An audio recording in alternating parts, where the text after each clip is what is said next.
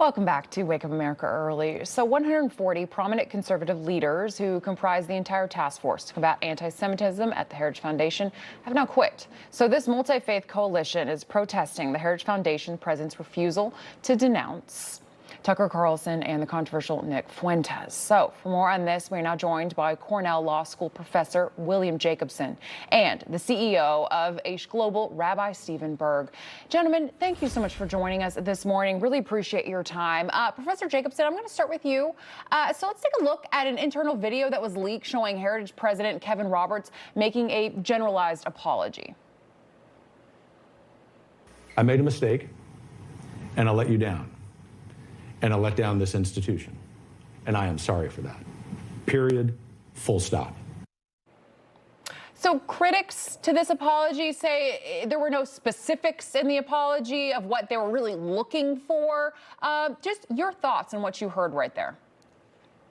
You know, it's not really about Kevin Roberts, and it's not about his personal feelings. And I think that's been the problem throughout. He seems to view this as a matter of personal loyalty to Tucker Carlson, but he's the president of a massive institution. I think they've got revenue over $100 million a year. They employ dozens, if not hundreds of people. His obligation is to the institution, not to himself and not to his personal feelings about Tucker Carlson.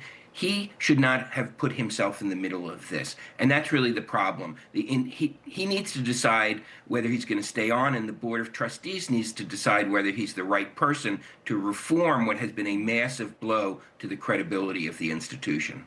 Yeah, Rabbi Burg, I would love your thoughts on this. Do you agree with Professor Jacobson there?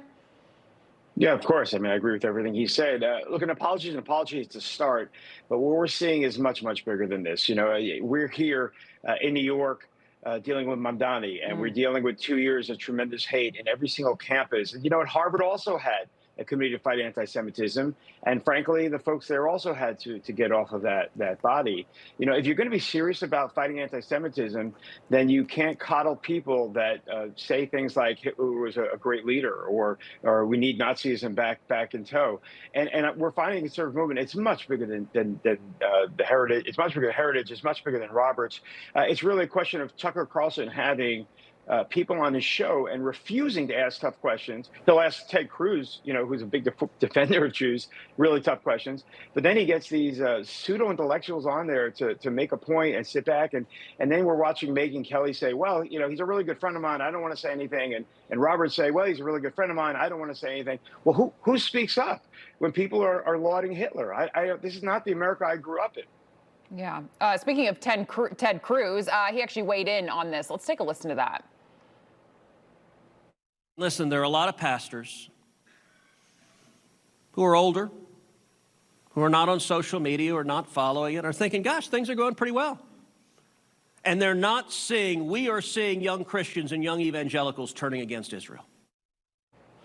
I want to specifically, Professor Jacobson, ask you really about social media and the role that this plays in everything, because it seems like nowadays the younger generation is looking to almost monetize outrage. They're looking for this edgier clickbait content.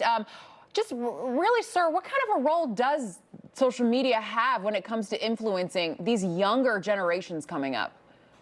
I think it's probably the most single destructive force we've seen in our lifetimes. And I'm not even talking about Israel. I'm talking about the anti-Americanism on it, the manipulation by foreign governments, the foreign bot forms that drive a lot of this. So I don't know how you deal with it. I wish I had the answer. But we're seeing a complete war on truth on social media, where things are just absolutely invented out of whole cloth and then take off. And they're promoted and they're, emphasized by foreigners who want to create dissension in the United States and want to turn our youth against the United States. And that's where you're witnessing with the Mamdani phenomenon, which is how is it we get to a point where we've taught a generation of Americans to so hate our country that we're going to elect a socialist as the mayor of our largest city. So this is a massive American problem. It's not just a Jewish problem, and it's not just an Israel problem.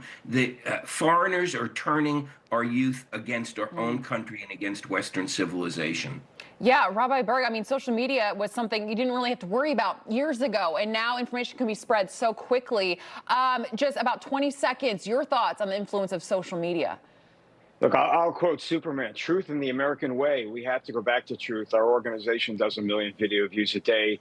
We're out there all the time. But the enemies, you look at a person like Mamdani, who not one word of truth is coming out about what he wants to actually do.